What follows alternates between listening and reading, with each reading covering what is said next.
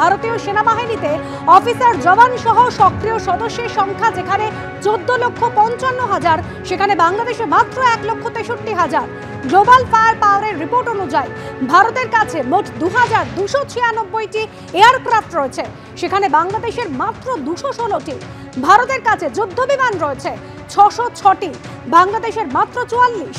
ভারতের কাছে ট্রান্সপোর্ট বিমান রয়েছে 264টি, আর বাংলাদেশের মাত্র 16টি। ভারতীয় বাহিনীর কাছে যেখানে হেলিকপ্টার রয়েছে 869টি, বাংলাদেশের কাছে রয়েছে 73টি। ভারতের অ্যাটাক হেলিকপ্টারের সংখ্যা 40, বাংলাদেশের একটাও অ্যাটাক হেলিকপ্টার নেই।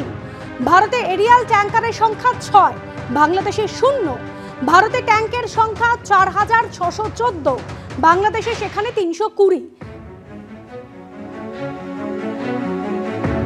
এসেনশিয়াল ওখানকার সংখ্যালঘুদের ভয়ে পাইয়ে দেওয়া যে দেখো আমাদের শক্তির কত, সুতরাং তোমরা বিশেষ কিছু করতে গেলে বিপদে পড়বে, এটা একটা দিক।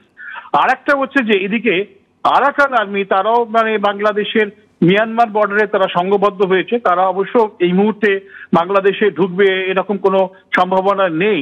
তারা ওই বাংলাদেশ থেকে তারা সাপ্লাই চায়, তেল নানান ধরনের প্রভিশনস তারা বাংলাদেশ থেকে নিতে চায়, এবং সেটা যদি কোনো কারণে না পায় আরাকান আর্মি ঢুকে পড়ার চেষ্টা তারা ঢুকবে, কেননা মেন লাইন থেকে ওদের টাটমাটাও মিলিটারি গভর্নমেন্ট ওদের সাহায্য দিচ্ছে, ওখান থেকে আসছে না।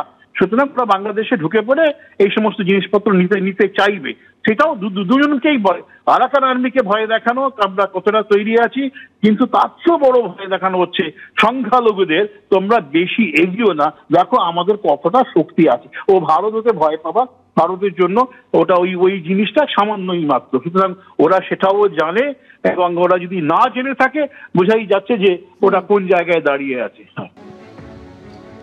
সমস্ত ইতিহাস ভুলে অকৃতজ্ঞ বাংলাদেশ, বিশ্বাসঘাতক বাংলাদেশ, উল্টে তারা ভারতকে স্বার্থপর বলছে।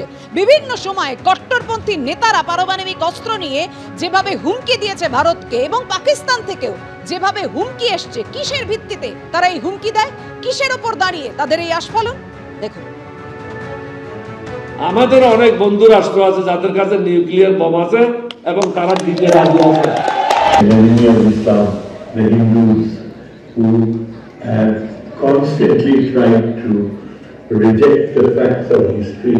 It's a great honor and privilege for me to utter a few words to focus on the importance of brotherly relations between our two Muslim countries, Pakistan and Bangladesh. आज हम अपने बंगाली भाइयों को जवाब देते हैं, उन्हें बताते हैं कि भाई ये पाकिस्तान तुम्हारा है, इस पाकिस्तान का जो एटम बम है ना वो भी तुम्हारा है। आए जुर्रत करे कोई आंख उठाकर बांग्लादेश की तरफ देखने की, उसकी आंखें निकाल देंगे। आए कोई हाथ उठाए और बांग्लादेश की तरफ हाथ उठाने की कोशिश करे, उसका बाजू तोड़ देंगे हम इंशाअल्लाह अल्लाह के फजलो करम से।